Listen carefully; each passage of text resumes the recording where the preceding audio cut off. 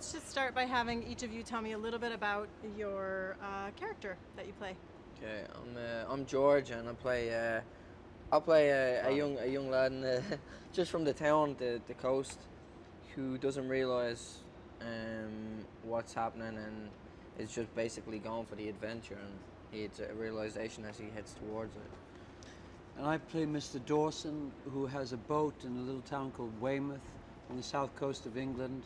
And like a lot of the men, when the call comes that they need boats to go across and bring men back from the beach, I go across with my son, and at the last moment my son's friend jumps on the boat as well, and we head off into the unknown.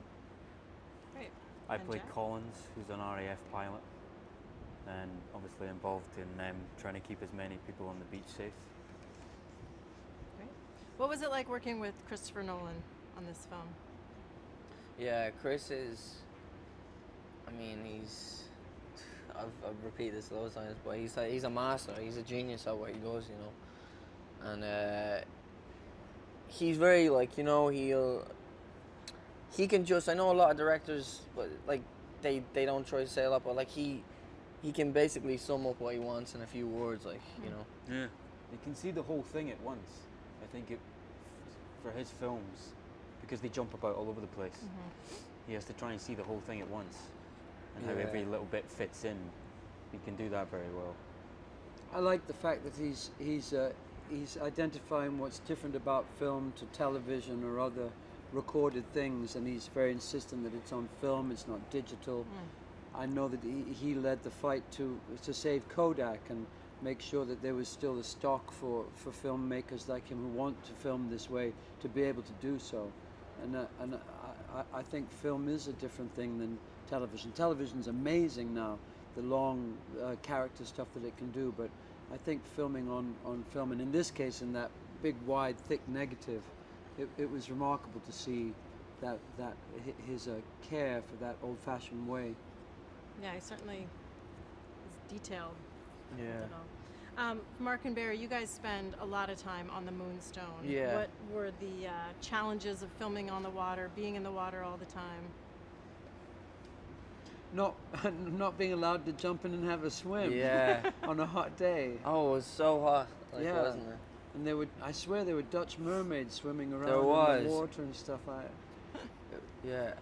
It's a very.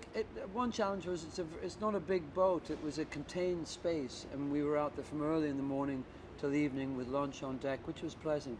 But it got quite hot, and it was not just us two. It was a lot of naval experts, diving experts, and the sound recorder, and so we were all hunkered down in the cabin for hours. So it was quite. And I was familiar with every single space in the boat. Yeah. You know, like you try to find a new little space to hang out in. And there was one little funny toilet at the front, wasn't there? Yeah.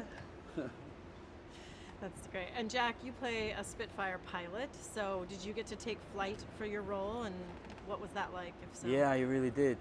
It was a couple of days that we just went up again and again with, I think it was 3 genuine Spitfires flying along next to us, and the pilot behind me, who was not only piloting the plane, but he was pressing the record on the camera, rolling the camera. He's the cameraman. He's probably shouldn't say that, but he was directing at one point as well. It was great. He was a very talented man, that guy. And we went up and down, you know, and it's amazing, just like the boats, it's actually amazing how long it took you to get to a certain spot. Like, you know, they're fast, those things, but I mean, when they get up to a certain height, it takes them quite a long time to actually get somewhere. So, it was fun. How near are the other planes? Are they quite near to you? Like, ridiculously close. Really? Like a matter of feet. Really? It's And amazing. They turn at the same time, isn't it? You can see in each other's eyes. It's amazing. Really? It's amazing. Was it a little scary? Nah. First time?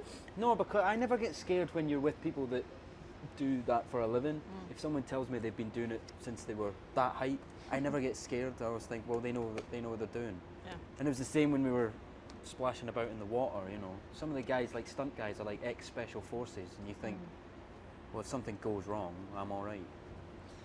Had you all known about the miracle of Dunkirk before this film? No. No. So tell me about learning about it and then, coming to understand it and appreciate what happened there. Yeah, the biggest, like, one of the biggest things was the museum in Dunkirk.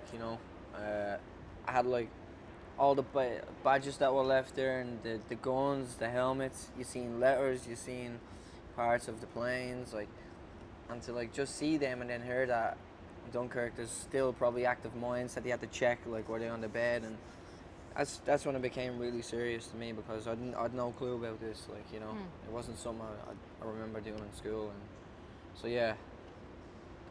And Mark? I knew about it, but I didn't know the detail, and I called up the Imperial War Museum in London, and they had recordings of a lot of the people who had gone on the boats. They'd taken the care to go and interview them when they were older men, and there were these lovely 45-minute interviews with people talking about their memories of coming straight from being a bank clerk down to the Thames and then being taken somewhere else, and not really knowing what they were in for at all on these boats. That I loved hearing the old boys talk about it. Jack? Well, I guess for me, like, I never knew the role that the RAF played in it, and Yeah, I didn't know that. I didn't know, and the fact that they were dealing with the expectation that Hitler was then going to try and invade the UK, so they were trying to hold a certain amount of the RAF and the Navy and the men back, and that's what's explored in the film, which I love. I learned that from the film, is that decision to how much they help these guys stuck and how much they need to think about what's going to happen next. That's the kind of stuff I didn't know about. And what does the spirit of Dunkirk mean to you, especially now having done this film? Don't give up. Yeah, never surrender. Yeah. Survival, isn't it? It's just pure survival. And everyone, don't think that your humble contribution won't make a difference. Because you could well think, going across in one of those boats, what the hell am I going to do? But when you've got 1,000 people or hundreds, each doing a little bit, then actually it becomes a big force. So that's one of the biggest lies of society, isn't it? That your vote or your action won't make a difference. But it does.